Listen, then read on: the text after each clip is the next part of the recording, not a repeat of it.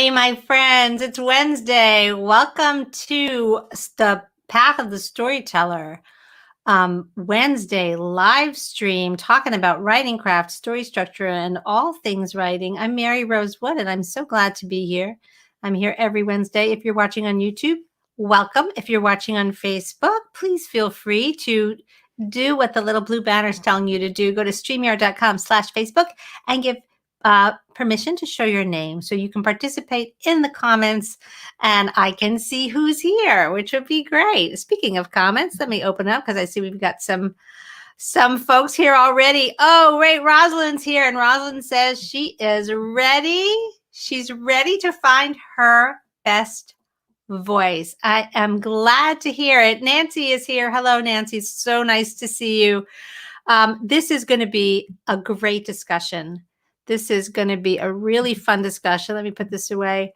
Because voice is that topic. It's that magic topic. It's ineffable. It's hard to pin down, right? It's so, what is it? What is it? It's like trying to catch lightning in a bottle. It's, trying to grab smoke. And yet, editors and agents always say voice is the most important thing that they look for when they crack open your manuscript and start to read. What is it, we ask? We writers desperately beg, tell us, what is this thing called voice that you speak of that is so important? And it's like, well, I know it when I see it. Oh, so frustrating. We're going to try to unravel the mystery of voice today. I've got my own opinions about it, and I'm super interested in hearing what your questions are about it. We're going to have a great discussion. Waving to Terry. Hey, Terry. It's great to see you. So before we get going, I just want to warn you, fasten your seatbelts, folks, because I am going to read aloud a little bit today. And those of you who know me well know my, my thespian years are just scratch the surface and they come flying out again. So I'll try to do a good job. But I have put together a little download of some samples of voice. I'm going to read from some of them in this live stream, but I think you guys might enjoy this little download. And it includes an exercise that I do with my Path of the Storyteller students in our writing craft training. And it has to do with chickens, and my students know what I'm talking about. And I just couldn't resist sharing that exercise with you guys. So if you'd like to get the exercise and also have copies of the samples of voice that I'm going to use today, you just go and get that download at www.pathofthestoryteller.com/voice. All right. Well, first of all, let us define our terms. There are some writing craft terms that get confused with each other, and I want to just tease them apart so that we're all talking about the same thing when we talk about voice. What is the difference between voice and point of view? All right, so let me just sort that out a little bit. So point of view, we've talked about in previous live streams quite a bit. There's a couple that you can check out.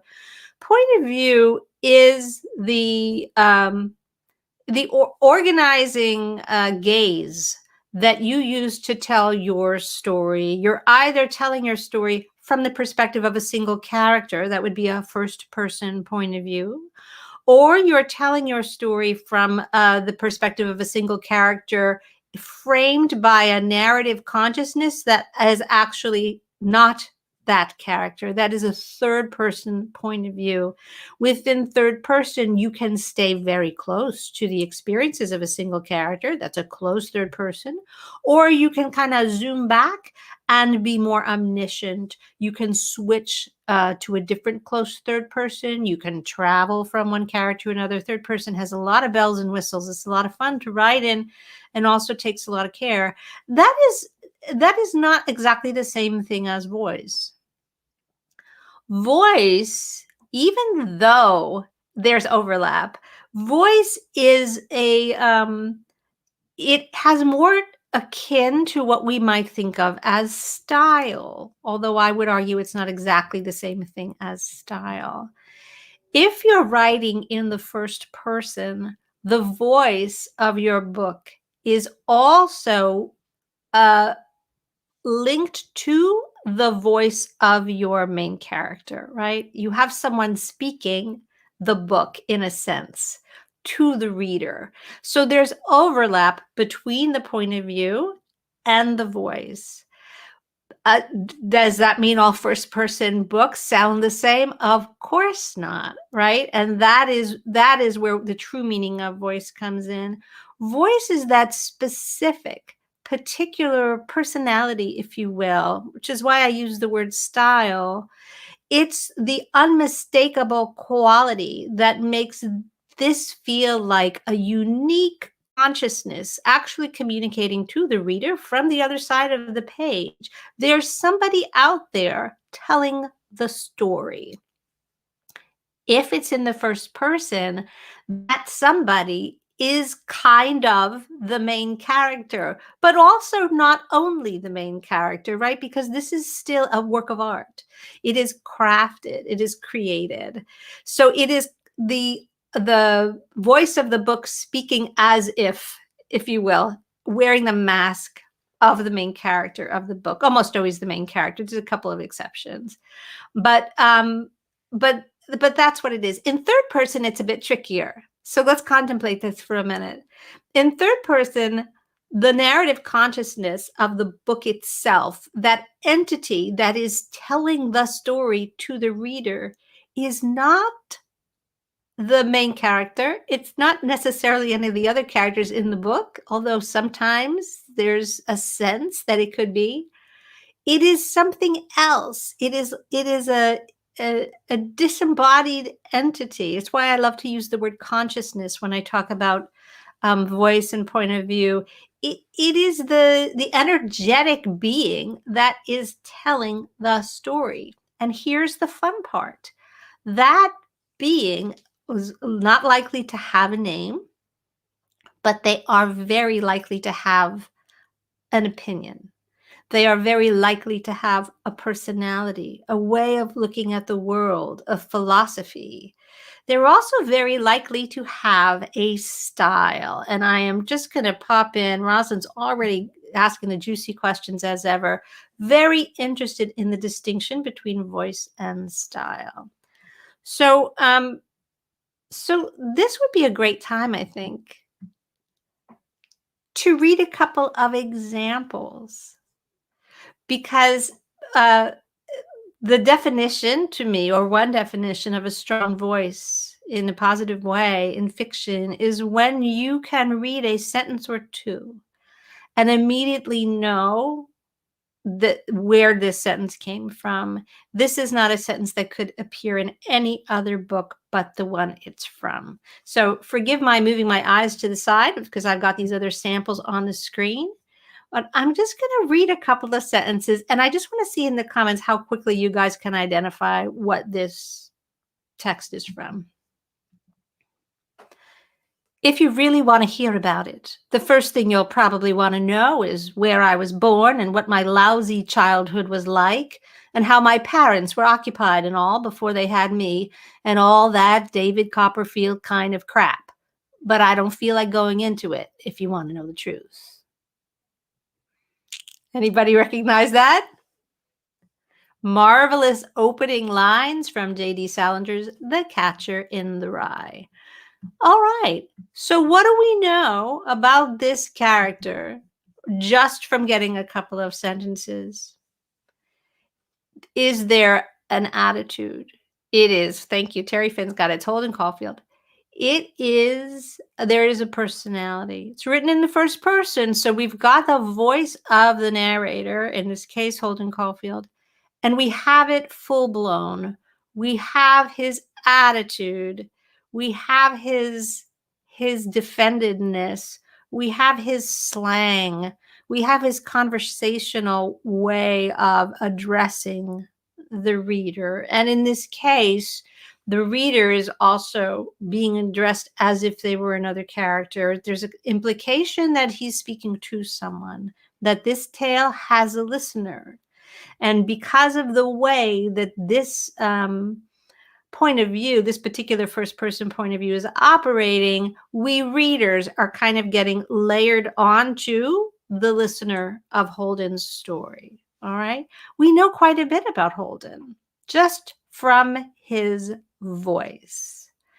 So, how would you define this in terms of style? To circle back to Rosalind's question, it's casual, it's conversational, it's got slang in it, it's sassy, it's a little you can use the same words to define the style, right? You can, but you very quickly start using words that describe the character as well. You describe the emotional state. And what I would say in answer to the difference between voice and style, that style to me feels like a collection of external attributes. Maybe it means prose style, like what types of words are used, casual versus formal, contemporary versus classical or archaic. You can be a little analytical, a little cerebral when you look at style points in prose like that. But those style points don't add up to the sense that there's an unhappy teenager telling me a story. And the voice of the book does add up to the sense that there's an unhappy teenager telling me a story. So let's put aside for the moment. We're going to listen to a few different examples, and we're going to ask the question, how does the voice communicate so much so quickly, right? What is it made of? What are the ingredients of it? All right, let's do something very different. I'll skip to something very different. Those of you who know this author will recognize this quickly. I reached out a hand from under the blankets and rang the bell for Jeeves.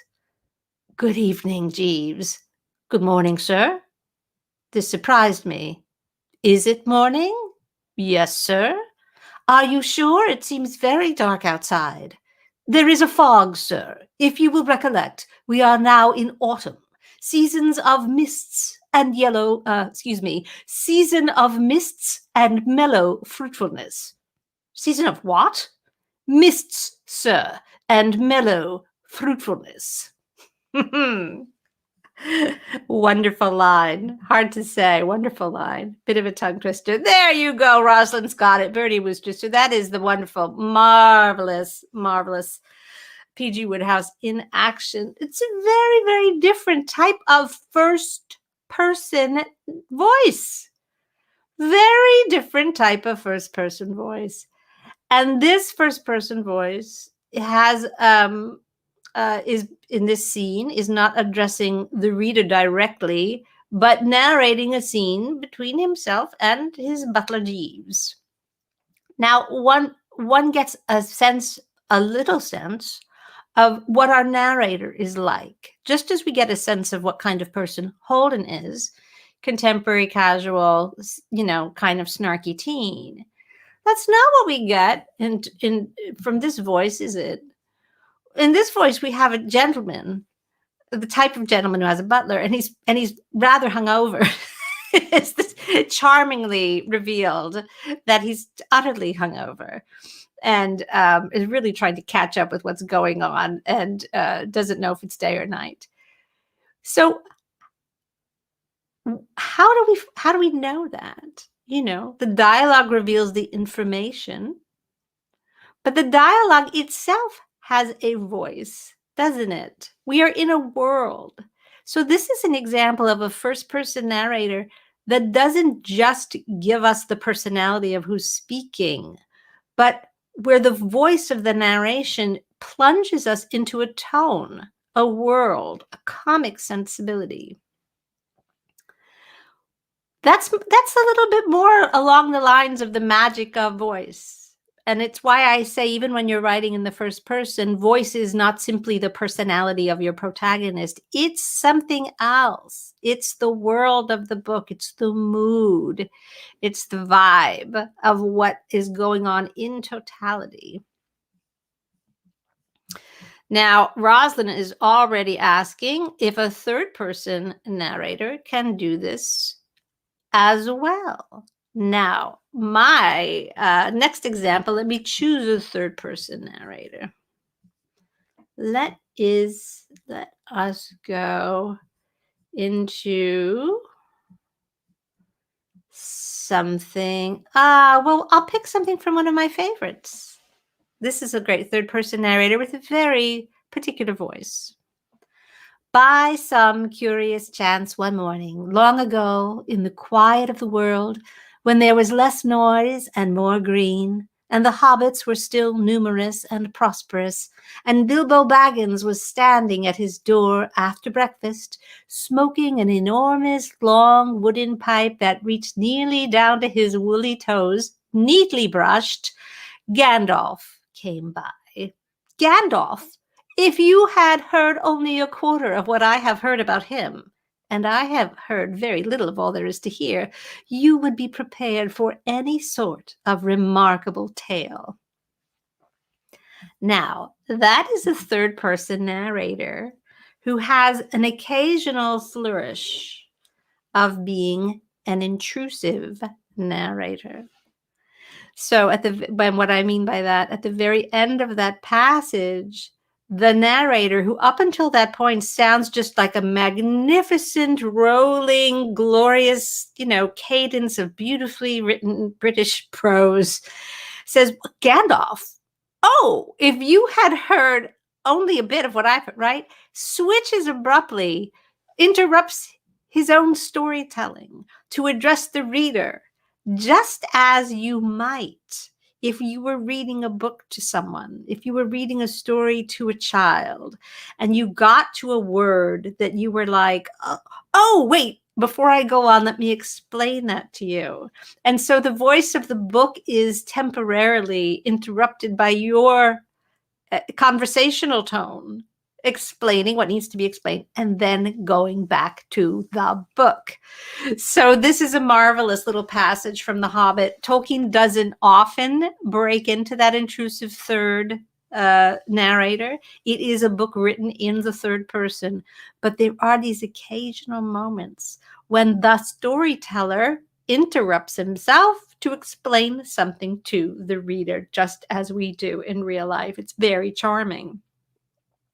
Before we get to that point, what kind of spell is the voice of that narrator weaving for us?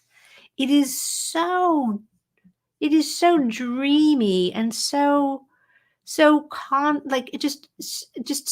confident storyteller, and with a kind of long view of things. By some curious chance one morning long ago in the quiet of the world. Oh, it's glorious prose, but it has this wonderful sweep to it. It has both a simplicity and a vastness. It's a gorgeous personality. It's a gorgeous feeling. That quality of this storytelling consciousness in The Hobbit is no small part of what makes this book an enduring classic. It's a magnificently plotted tale with unforgettable characters, but it also wraps us up in this utterly capable storytelling consciousness. That is the voice of The Hobbit.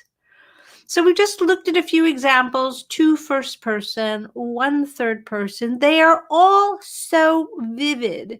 You would never read a line from Catcher in the Rye and wonder, is this The Hobbit or what? You wouldn't mistake it for a different book. I'm going to read one more example. I think another example of a third person that's extremely different would be helpful in particularly in addressing Rosalind's very good question about, can a third person narrator have a very vivid character that shows in voice? Some of you might know this passage, one of my favorite writers. For now she need not think of anybody. She could be herself by herself. And that was what now she often felt the need of, to think, well, not even to think, to be silent, to be alone. All the being and the doing, expansive, glittering, vocal, evaporated, and one shrunk with a sense of solemnity to being oneself, a wedge-shaped core of darkness, something invisible to others. And this self, having shed its attachments, was free for the strangest adventures. Very different third person, so intimately close to the viewpoint character that it veers on stream of consciousness. And that, of course, is a passage of Virginia Woolf. It's from To the Lighthouse. And she was indeed experimenting with stream of consciousness. How vivid is that voice? We are in the fluctuating thoughts of our main character, but it is written in the third person. So as you see, a third person narrator is not a generic narrator. So now I'm speaking to your question, Rosalind. A third person narrator has a voice, and we writers get to create that voice.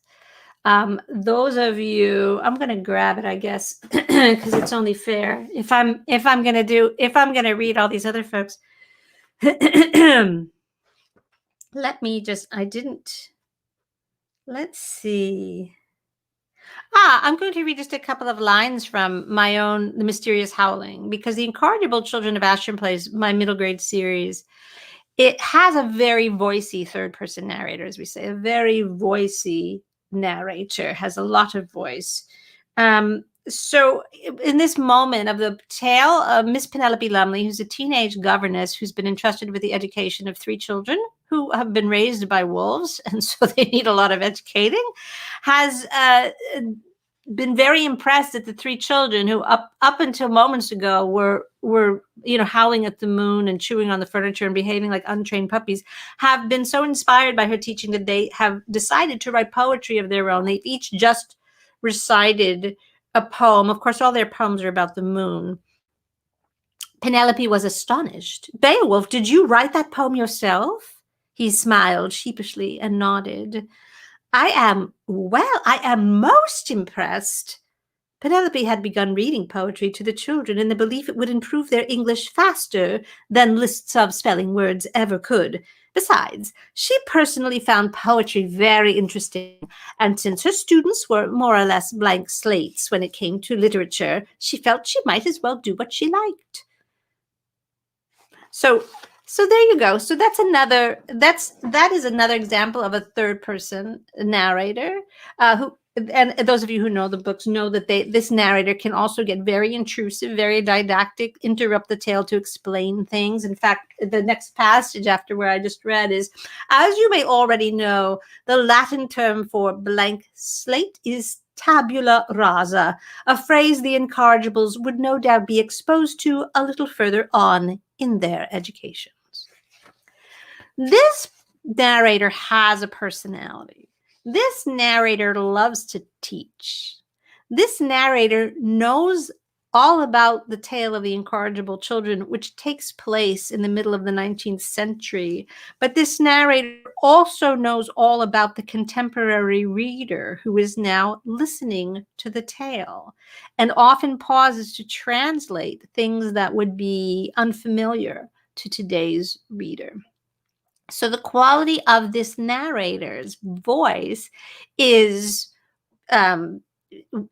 comical, sympathetic, nostalgic, loving to teach, right? If you had to describe this voice as a person. So the question is, how do these very, very distinct voices, how are they so distinct? What makes them distinct? Now, it's specificity, right, that makes good writing good. And specificity in the detail is one thing, but specificity in terms of voice involves a whole range of choices. You will find that there are word choices that a writer makes that add up to a kind of tone or mood. They'll use certain types of vocabulary and not others. In the case of the incorrigible children narrator, I would never hesitate to introduce Latin phrases, big words, things like that. It's not written using the same vocabulary, for example, that Holden Caulfield would use. He's casual. He's telling a tale to someone who is his, in the contemporary times of them when the book was written. So the vocabulary helps create voice. The opinion helps create voice. There's this gorgeous, sweeping storytelling feeling to The Hobbit that is very different than the very personal, very terse, rhythmic, funny voice of P.G. Wodehouse, right? The length of sentences, the dialogue in Wodehouse is brisk and rhythmic, and that's part of the comedy. The sentence that I read you from The Hobbit, that was actually, it was 2 sentences, that long paragraph was just this sort of gorgeous rolling, very clear, completely clear, because it was so beautifully written.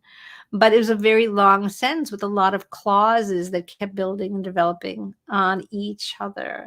Virginia Woolf's passage was also, I think it was just 2 sentences.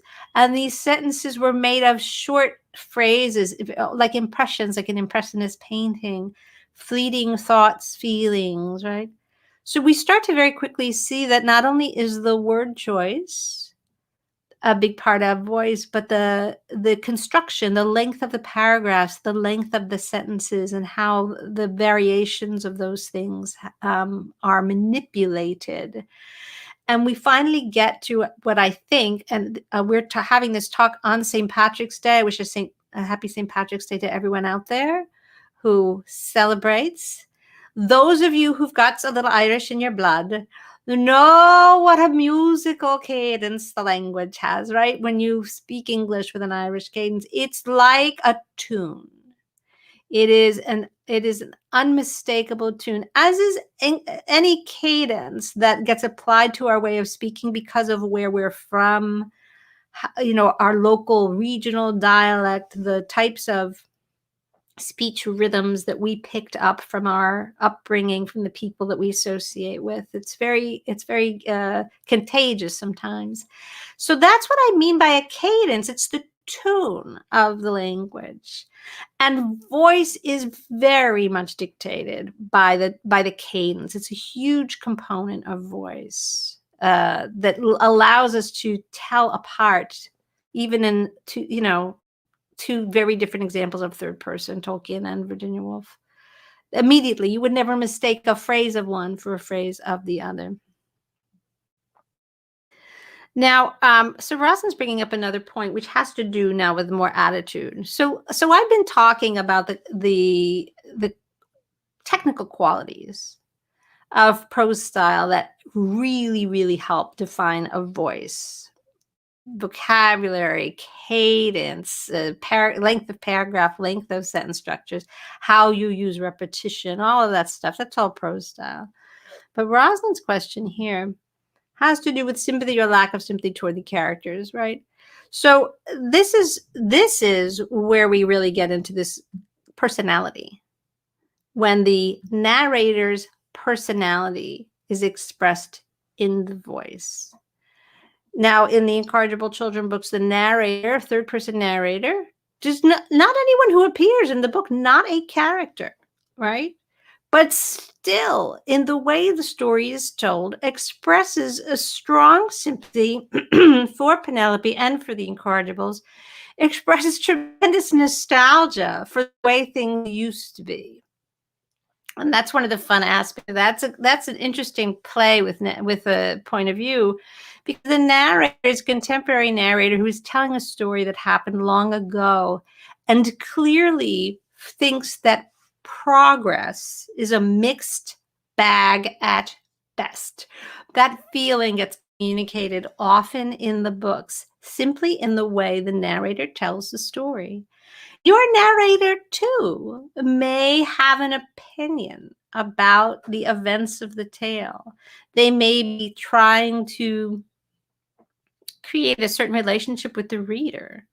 They may be trying to turn the reader into a confidant. They may be mistrustful of the reader. Pretty much any personality trait that you can imagine a storyteller having a relationship to both the tale that is being told and the person it is being told to.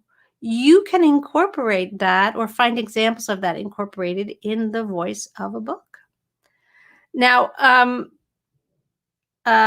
going to take a sip of water, as I need to do when I'm talking nonstop. And and I want to get to really the biggest question of all. Nancy knows exactly where we're about to go. So does the voice emerge, or does the author choose it consciously at the beginning? This is the big question, right? So I hope now we have a sense of like all the ingredients that constitute a voice. But how does it come together? Like, where does it come from? Do you as an author, stitch it together with a lot of preconceptions, or does it emerge somehow? Here's my answer to that, Nancy, and this is, I think, the big takeaway of this discussion. If you, for example, do the exercise that I share in the download, and if you want the link, it's down below this video. You'll see it in the description. The exercise invites you to take one of these samples of voice, and there are many more, not just the ones that I read, and write a little something in direct imitation of that voice so that you can roll up your sleeves and really look at what makes Virginia Woolf sound like Virginia Woolf, what makes Salinger sound like Salinger, what makes Tolkien sound like Tolkien, what makes Woodhouse sound like Woodhouse. You can go look at it and you can boil it down into the mechanics of the word choice, the sentence length, the cadence, the outlook on life, the attitude toward both the tale and the reader. You can see all of these things. Why then? And you will find, I think, and I'd love to hear back from you guys when you've had a chance to do this, you will find that it is not only pretty easy, but a great deal of fun to imitate the voices of these readers. Oh, for heaven's sake, I actually left out the most fun one. Let me just turn the page here. I go. Yeah, man, we can't leave out this one. I'm going to read one more, okay? And then, Nancy, I want to answer your question about how do we ourselves do this. So here's a voice that you're all going to recognize. Anyway, we went downstairs to the bar and had a whiskey and soda. Cone looked at the bottles in bins around the wall. This is a good place, he said. There's a lot of liquor, I agreed. Listen, Jake. He leaned forward on the bar. Don't you ever get the feeling that all your life is going by and you're not taking advantage of it? Do you realize you've lived nearly half the time you have to live already? Yes, every once in a while. Do you know that in about 35 years more, we'll all be dead? What the hell, Robert? I said. What the hell? We can't go on talking about voice without a touch of Hemingway. All right, so there's a little bit of Hemingway. You would never not recognize a sentence of Hemingway if you laid it out next to Tolkien, Salinger, Virginia Woolf, etc., etc., etc. You would be able to pick them all out of a lineup. The voices are so distinct. So when you sit down to imitate them, you too will find that it's not that hard to do. What Nancy's question brings us to is the great conundrum, which is then what about us? How do we as writers find our own voice so that we too can stand in the pantheon of voices that are so distinct and so successful that they become unmistakable, that a reader gets hooked on our voice and wants to buy our books, that anyone can flip in one of our books, read a couple of sentences and say, oh, that's a Mary Rose Wood book. That's a, you get that. That is a kind of a mark of a mature writer. So how do we get that? Nancy, we write a great deal. First of all, we write a great deal. And we also study writing craft. Because here's the thing. In order to have a voice that is that distinct and vivid, you can't cover it up with sloppiness.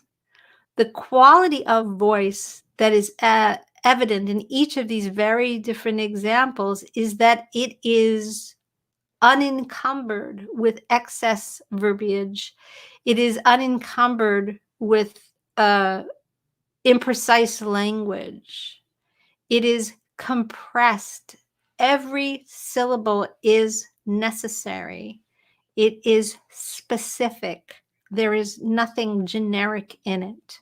There are no cliches. Everything has been freshly imagined for this tale. The narrating consciousness knows what the story is about, knows what kind of feeling we're aiming for here. There's something even about the theme of the book is alive and well in the attitude, the opinions of this narrating consciousness. The voice knows everything about the book, and the voice is what is, let me go back. Voice is what emerges when your writing craft becomes impeccable. Now, that seems like a very high bar, but the truth is that most writers, while they are developing their craft, apply very much the same kind of, errors or less than ideal attributes in their writing. They will settle for 3 almost right words, then instead of taking the time to find the perfect word. They will include generic things that are not nearly specific enough to bring the world of the story to life. They will then get a sense that the story is not coming to life because they have not tuned the word choice to the high level of accuracy that it needs. And so instead of going back and swapping the 3 not quite right words for the one perfect one, they add more words. They feel that something is missing. And so they overwrite, they add more descriptions, they try to, they work harder to try to get the reader to feel stuff. So they start telling. You've heard that old saying, show, don't tell. When a writer begins to suspect that their work is not working, they try harder. It's a very noble impulse. They're trying to get the work to work. And so what happens is that you end up with a piece of fiction that is at a kind of a B- level, or still, I don't mean to sound harsh here, but it's not, the screws haven't been tightened, right? It's just still, the writing craft is not there yet. It has no voice because all writers who are at the B- level are there because of the same problems. And so there is a sameness to this kind of writing. And anyone who's taught and mentored writers for years, as I have, greets these drafts like old familiar friends, because we right away see, oh, this is a writer who is giving me pages of description with every adjective and adverb in the book, because she understands that the work is not popping off the page. It's not vivid yet. And so she's trying to make it vivid by adding. And what a program like mine, like Path of the Storyteller, what we try to communicate and what we try to teach is that you actually make it better by taking things away. You take away everything that is not essential. I defy you in the passages that I read to find a word that you could take out. By the time it's boiled down, it's done. It's perfect. It's solid. It has that sheen of being finished. There's no way that voice can emerge when there is a heavy blanket of sloppy writing craft laying on top of it. Writers who make an effort to go after voice as a separate task that without addressing all of these other qualities of writing craft, compression, word choice, keeping the point of view in tight control, knowing knowing what the story is that you're telling. It's a bit of a lost cause, because what those writers will do is that they will fill their work with tics. Instead of true voice, they will rely on a style, right? They will rely on an affectation of some kind of style to carry the day. I realize that I'm really splitting very thin hairs here, but that is the kind of subject that voice is. It has this, slightly metaphysical quality. But Nancy, what I really want to offer as my answer to the question is that when you start taking out all the sloppy, when you learn how to know what is the perfect word and what is the almost right word, when you have a sense of knowing exactly what details are specific enough to earn their place on the page, and when you're writing consistently in the service of some kind of storytelling, even if that storytelling is of a very interior and psychological kind, the way it is in Virginia Woolf's writing, then the voice emerges. That's when the voice pops, because you are the one making all of those choices. That is like every word is a choice in a revised manuscript. Every word is consciously chosen.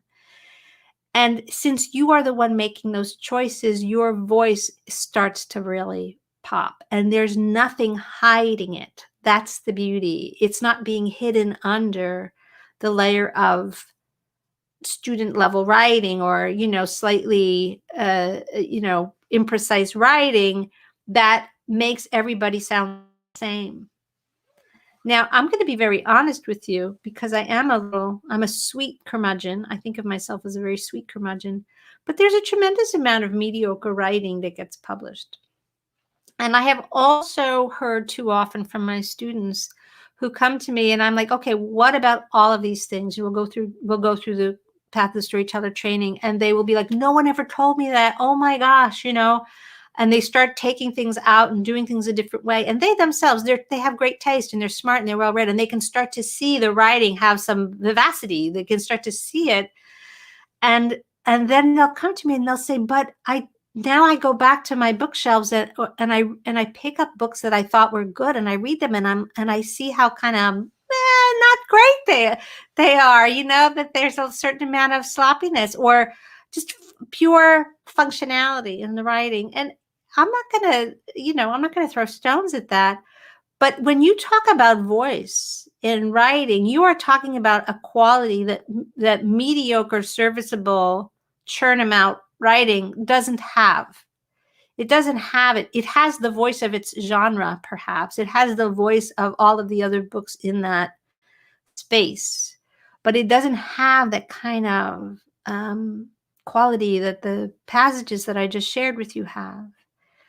So voice is what emerges when you apply really good writing craft across a whole range of disciplines. So voice is not just one thing. You earn voice by doing 20 things right, if that makes sense. And I hope it does. It's not something you add to your writing. It's something that you reveal by leveling up in writing craft across a whole range of topics, choosing your details, choosing your words, knowing what to leave out, making everything as compressed as possible, right? Playing with cadence, paying attention to the rhythm of your language, the sounds, the auditory quality of words, all of this stuff. These are all kind of separate writing craft topics. When you get all of them cooking, when you get all of them working in tandem, boom, there's so much voice. Now, I want to address this really, really interesting quality of the writer's voice changing that Rosalind brings up. And this is one, because I love voice. My background was in the theater, and so I got my first experience as a storyteller playing characters, literally playing characters. You don't use the same voice, right? This kind of voice, you don't necessarily use the same voice to play every character, right? You might inflect your voice. Think of Meryl Streep, right? She doesn't sound the same in every role. She finds a voice for that character. In just the same way, you may inflect your voice as a writer differently depending on which story you're telling. And again, it's a very vivid example for me, because I've just gone through this process of moving from a 6-book series. So think of, pretty much 10 years of writing in a very particular voice, in a tale set in Victorian England, right? That had a particular sense of humor, a particular way of looking at the world, nostalgia for the past, a kind of a whimsy, didactic quality addressing the reader, all this stuff that was very much part of the voice of the Incorrigible Children books. And then I set out to write another novel called Alice's Farmer Rabbit's Tale, that is a contemporary tale set in the Hudson Valley and told through the experience of a rabbit and a lot of other creatures and some humans there. I could not possibly apply that same um, slightly British, knowing, wry, nostalgic, sensibility to this tale. It wouldn't make sense, right, to write it in the same voice. But I think that readers who know my work well will go in there and say, "Oh, yeah, that's her. It's her sense of humor. It's her way of looking at the world. Maybe my way of having fun with language," but it gets expressed quite differently because it's a different world. It's a different period historically. It's upstate New York versus Victorian London. It's so different. So the voice cannot be the same. It's kind of like if you were writing the score, if you were a musician and you were writing the score to a fantastic adaptation of a Jane Austen novel, what might that music sound like? And then if you are the same musician, but then you've been hired to write a score to a science fiction adventure, what might that music sound like? You're still the composer, and there may be things in it that are your signature traits, that your way of thinking about music, right? But the music would sound very different. You wouldn't use the same music for a Jane Austen film that you would use for a sci-fi adventure. That's what voice does. Voice provides that kind of throbbing sensibility that is always playing in the background, that is continually helping control the reader's experience, keeping them engaged in the world of the book, knowing that this world is in fact a world, that these are not just words on a page, but there's this invisible storyteller talking to you somewhere behind the book, reaching out and connecting with you. That relationship between the reader and that storyteller is so much of what keeps a book engaging. It's a big part of it. We're not alone. When we sit down to read a really good book, we don't feel like we're alone. We feel like we have a companion, right? And that feeling is part of the beauty, of the magic of what a strong voice provides. So now we start to understand why editors and agents, and, for that matter, readers say, voice. I love a book. It's got a great voice. This is the number one thing I look for. This is what pops off the page. It is a shortcut, and they themselves probably couldn't explain it in more detail. But when an editor or an agent says, I look for voice, it is a real shortcut way of saying, I'm looking for writing that knows what it's doing, where the writing craft is so confident and so sure that the personality of the writer, the individual choices of this writer, their sense of knowing what their book is about, and their ability to control the experience of the reader is so well developed that it's just popping off the page. It's right there. This book doesn't sound like every other book sitting in my slush pile, because this writer has applied a high level of writing craft, has swept away all of the stuff that everybody does. the mistakes that everybody makes. Is this writer is operating at a higher level of craft. They wouldn't say that, but they know it when they see it. And so do you as a reader. So do you. Now, here's the good news. It is not hard. Well, I shouldn't say it's not hard. It does take work. But all of the things that I'm talking about are very achievable. Every writer is able to do this. If you apply yourself and study writing craft, and I say to you, we want to get rid of these generic details and we want to replace them with specific details, and we work and we really come to an understanding of how specific is specific. It's probably more specific than you think. Everybody is capable of doing that. We had a great conversation in our group not long ago about the Long Island Railroad. I'm going to throw this one out to you, my friend Terry, as a St. Patrick's Day gift, about what it meant for those of us that grew up on Long Island to know where Spionk was. Spionk is the end of the line. And if you missed your stop, you fell asleep on the train, you spent too much time in the bar car, and you woke up and you were in Spionk, that meant something. That meant you had so someone's going to have to come pick you up, and there was going to be a fight when you got home, right? And so to say to someone, in fiction who writes a sentence of, missing the stop, or, was so sleepy, fell asleep on the train or whatever, is very different than saying woke up in Spionk. It's just so vivid. Yeah, I'm getting a shout out from my Long Island people out there. You know about Spionk.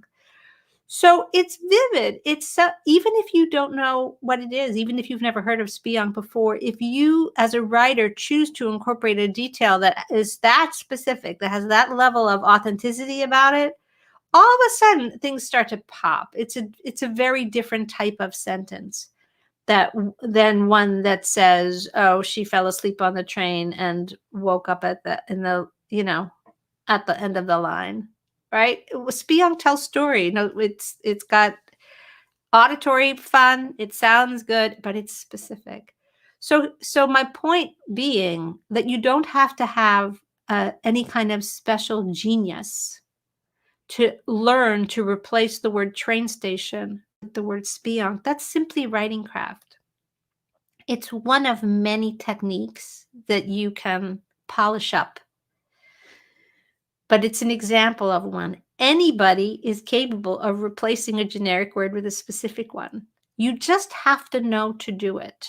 You just have to gain enough experience as a writer and be mentored, have the training to know that that is part of your job, that you have to replace generics with specifics. So there's that. You can learn how to do it. There's compression, you can learn how to do it. Listening to the cadence of the language, you can learn how to do it. All of a sudden, there's 20 plates spinning, like the old vaudeville act, the person who kept all the plates spinning. All of a sudden, there's all of these things to keep in mind, and it seems overwhelming. But it's simply a matter of practice. You have to know what the things are. You have to get into the habit of applying them to your work. And then voice emerges. So it's not a maraschino cherry that you drop on top of an otherwise bland manuscript. It seeps out from the page when you've scrubbed everything to a fine sheen, and the really, really well crafted writing. Your intentional choice for every single word on the page is all that's left. Your voice will be there. Wonderful. I'm going to just do a last call for questions. Spionk is a great way to end on this St. Patrick's Day. I hope that this has been of interest. And again, I'm going to invite you to grab the download and maybe do the exercise if you have time. You'll get to read not only the examples that I read today, but quite a few more. And try your hand at investigating and playing with these very qualities of word choice, cadence, sentence length, attitude, emotional state. What kind of relationship is being sought with the reader, if any? Lots of questions to explore about voice. You see, we really can't be mad at the editors and the agents for not explaining this better, because it is a very it's a very subtle and wonderful thing, but it is real evidence that your writing craft is really starting to work. So something to definitely bear in mind. Thank you, everyone who's here, for coming. Thank you, those who are watching on the replay. I love it when you ask questions. Feel free to leave a comment below. If this was of benefit, you can subscribe to the YouTube channel and even hit the little like button. YouTube likes it when you do that. I'll like it too, but YouTube really likes it. So if you might do that, I'd appreciate it. And I will very much look forward to seeing you next time. Bye-bye.